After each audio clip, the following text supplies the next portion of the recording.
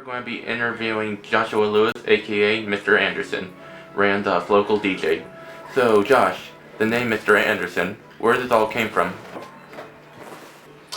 Well, the name actually Anderson is my middle name, so I had a friend actually suggest to me once that my name be Mr. Anderson because first it's cool, but it has nothing to do with the Matrix in this case, so it was kind of like deceiving, but not really. It's kind of cool just because of the music, the kind of music that I do.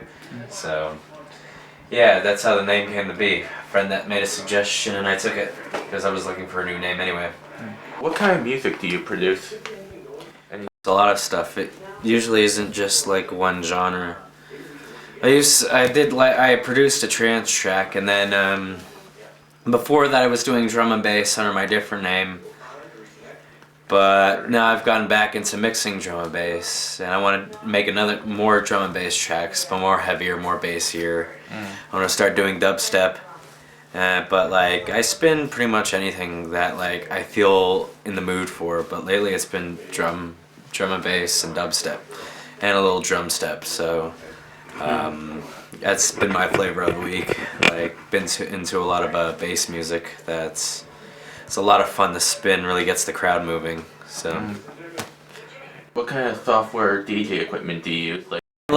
At the moment I'm using a terrible controller, but right now I'm making my investments for a Native Instruments S2, which is like the S4, but it has 2 decks instead of 4, and it has all the kind of versatility that the S4 has, but just a little minimal, but it's what I'm looking for, and it's exactly what I need. So I'm yeah, this is something that I definitely want, and I'm gonna be getting there very soon, so I'll have nothing to worry about. What made you want to become a DJ? What influenced you to the band thing really wasn't doing it for me, and I needed some form of excitement music wise, and I was always into electronic music. I always started off with Daft Punk and all that shit, and that was what I was into. But then I finally got into making the music myself, and I found it to be a lot of fun. And then I got into DJing, which was even more fun.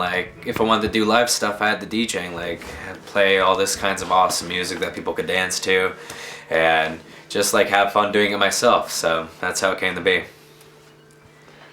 What shows have you performed at lately? I've performed at a handful of our own raves and some parties, some raves, but nothing too extraordinary, but still a lot of fun. There's there's a bar that's has this big floor that could easily be confused for actually kind of a rave kind of thing, even though it has the bar, but whatever. But it's a lot of fun to play there. But we're looking to get a warehouse down in Jersey, have an event on the 19th of May next month. Nice. And gonna have a whole string of summer festivals, which I'm looking forward to. A lot of people know about this stuff that we do, so a lot of people are showing up at our events now.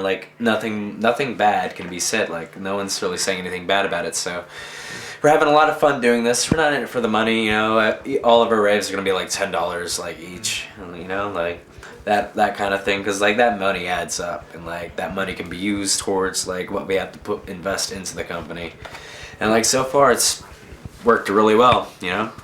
Start off little, end up big. Exactly. The big question I want to know: who are your influences? That's I mean, I have.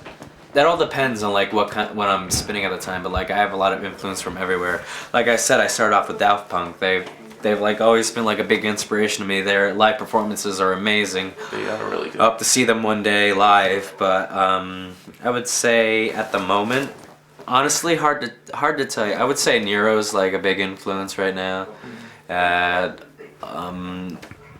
They're pretty good at producing a lot of stuff. They don't stick to just one thing. That's what I like about them. And there's also Armin van Buuren. He's is still in the game, but doing it right, the way it should be. All his sets are old school as can be, very enjoyable. I would say Above and Beyond are another one. Great producers, great DJs, you know. Marcus Schultz, Gareth Emery. Yeah, a lot of trance stuff. I'm big into trance, so like, yeah, I'd love to start doing like a trance kind of rave where we bring it old school, like a lot of hard dance, hard house, all that stuff. So, yeah, I'd say those are like for the most part my main influences. You know, like when it comes to like bass music, it's just like so many artists, like so many songs. I mean, like they're like it's really hard to say who's my influence when it comes to that, but because the music itself is my influence. So. Now for another, pretty much what everyone's looking for, the final question. What do you see yourself in 10 years? In 10 years, I see myself doing the rave scene, still doing the rave scene, probably doing the club scene. I have no idea. But like one thing is for sure that our company is gonna keep growing. Like it's gonna keep getting bigger, and like we're fine with that. Like we're gonna be very well known. We already are known, and that's where I see myself in 10 years. So you're hopefully it's going to expand even Exactly. wider. Exactly, and it's already proven to do so in the past month. So there you have it, our interview with Jersey's own DJ, Mr. Anderson. To follow more on him, visit Subground Promos on Facebook or go to his page at Mr. Anderson. Thank you.